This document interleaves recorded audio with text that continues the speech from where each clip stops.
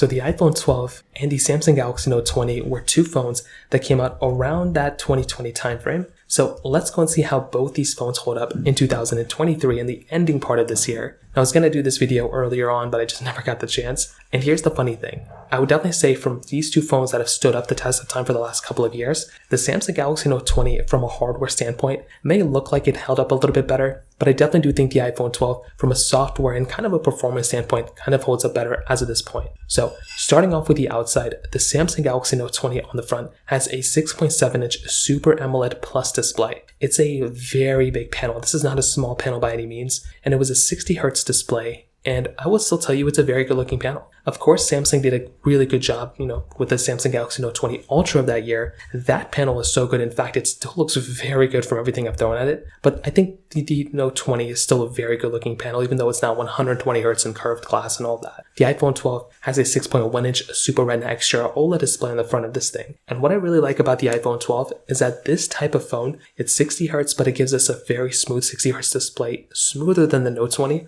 Although it has a notch, it's still not like super annoying, I would tell you. And Apple's kind of removed the notches now, which I'm very happy about. But I definitely would say with the iPhone 12, it's not as good of a panel as the Note 20, but it's still a pretty decent panel overall. The iPhone 12 has a lightning port at the bottom. The Note 20 has a USB Type-C port and an S Pen as well, which is so cool. Having that S Pen is like a stylus, and that actually is a very cool feature that the Note 20 has that the iPhone 12 does not have. Now on the backside, plastic back on the Galaxy Note 20, the iPhone 12 has that standard glass back. Dual camera setup on the back of the iPhone 12, triple camera setup on the back of the Note 20. And from everything I can definitely tell you, the Samsung Galaxy Note 20 I think is a very good looking phone. I like it a lot, but I definitely do think the iPhone 12 feels much better in the hand, considering that the iPhone 12 has a glass back. The Note 20 basically has that plastic back, which is a very weird choice in my opinion. Camera-wise, I definitely do think the Note 20 kind of wins here still. The Note 20 had that triple camera setup, that telephoto lens, which is very important to have. You were getting 8K capability on the back, 4K at 60 on the front. That's some really nice capability to have inside of a phone. Even though this phone's not really getting software updates anymore, it was still a really nice feature to have. With the iPhone 12,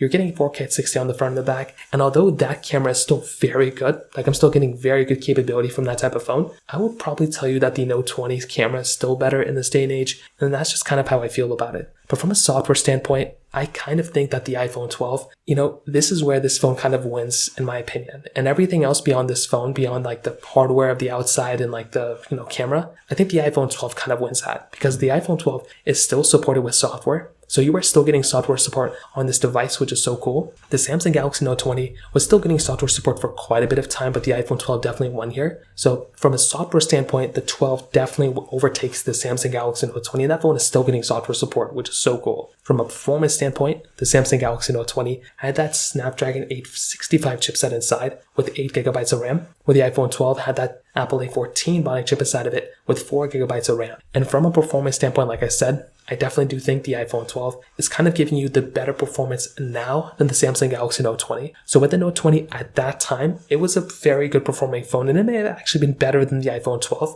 but the 12 has been optimized for so many years now, year over year, that it's kind of giving you the better performing chipset as of this point. So to kind of sum it up, I definitely do think that the iPhone 12 is probably the better phone and the only phone I would recommend a majority of people are buying right now than something like the Samsung Galaxy Note 20. The Note 20 is not getting software updates anymore, and it doesn't really make any sense to purchase a phone like that when you can go ahead and buy a phone like the iPhone 12 that is still getting software support. So that pretty much covers it up there. If you have any other thoughts or questions, let me know in the comment section below. Hit the like button, that would mean so much, but definitely hit that subscribe button. More importantly than everything else, I love every single one of you guys. Hopefully I'll catch you guys in the next video. Peace out till then.